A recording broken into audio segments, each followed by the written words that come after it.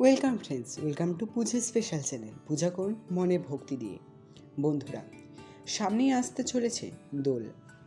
কোন রাশির জন্য কোন রং শুভ এবং এর কারণই বা কী, আসুন জেনে নিই আজকের এই ভিডিও থেকে। চলতি বছর সোমবার অর্থাৎ আগামী 25শে মার্চ 2024 সন পড়েছে হোলি। আর হোলিকা দহন অথবা ছোট হোলি পালিত হবে আগামী 24শে মার্চ 2024 সন অর্থাৎ রবিবার।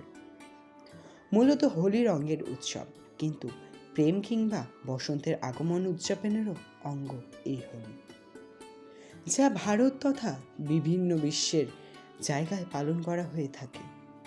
বর্ণ, ধর্ম, সামাজিক অবস্থান নির্বিশেষে সকলেই মেতে ওঠেন হোলি উৎসবে। সকলে এই উৎসবের মাধ্যমে ভগবান শ্রীকৃষ্ণ এবং দেবী রাধার গভীর ও চিরন্তন প্রেমকে উদযাপন করা হয়ে থাকে। চলতি বছর 2024 সন সোমবার অর্থাৎ আগামী 25শে মার্চ পড়েছে হোলি। আর হোলিকা দহন অথবা ছোট হোলি পালিত হবে 2024 সন 24শে মার্চ অর্থাৎ রবিবার। এই রঙের উৎসবে প্রাক্কালে রাশিচক্র অনুযায়ী কার জন্য কোন রং শুভ, আসুন জেনে নিই। মেষ রাশি।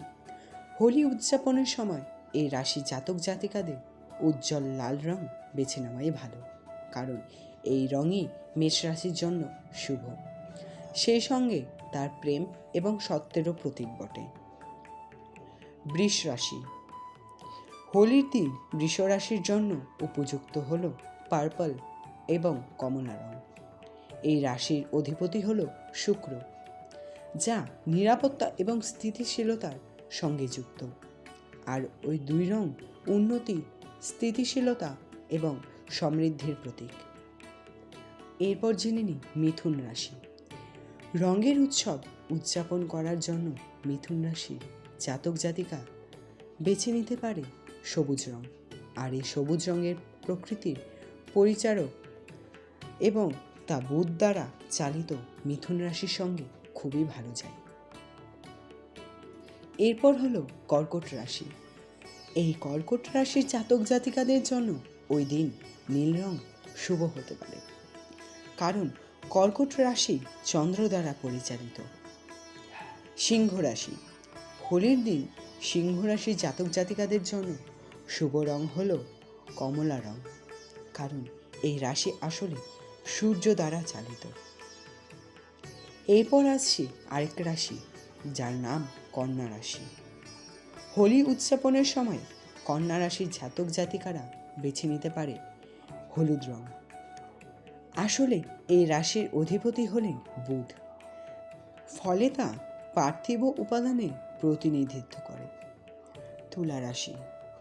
হোলিতে এই রাশির জাতক জাতিকারা বেছে নিতে পারে নীল রং এবং গেরুয়া রং। তুলা রাশিকে নিয়ন্ত্রণ করে শুক্র গ্রহ, যা বায়ুর উৎপাদনে প্রতিনিধিত্ব করে। এরপর আসছি বৃশ্চিক রাশি। বৃশ্চিক রাশির উপর যেহেতু মঙ্গলের নিয়ন্ত্রণ রয়েছে, তাই এই রাশির জাতক জাতিকারা হোলি উদযাপনের জন্য যে কোনো রং বেছে নিতে পারে, তা সে হলুদই হোক বা লাল বা বেগুনি। ধনু রাশি। হোলির জন্য এই রাশির জাতক জাতিকারা বেছে নিতে পারেন হলুদ রং। বৃহস্পতি গ্রহ এই রাশির অধিপতি এবং তা অগ্নির উপাদানের প্রতিনিধিত্ব করে, সেই কারণে হলুদ রং তাদের জন্য শুভ। এরপর আসছি বন্ধুরা মকর রাশির দিকে। শনি দ্বারা চালিত মকর রাশি পার্থিব উপাদানের প্রতিনিধিত্ব করে, তাই এই জাতক জাতিকারা লাল বা পার্পল এবং বাদামি রং বেছে নিতে পারেন। এরপর রাশি হলো কুম্ভ রাশি। হোলির দিন হালকা বা ফিকে রঙের তুলনায় গাঢ় রং বেছে নিতে পারেন কুম্ভ রাশির জাতক জাতিকারা, কারণ শনি দ্বারা চালিত কুম্ভ রাশির জন্য ঘন রঙই শুভ বলে গণ্য করা হয়। এরপর হলো মীন রাশি।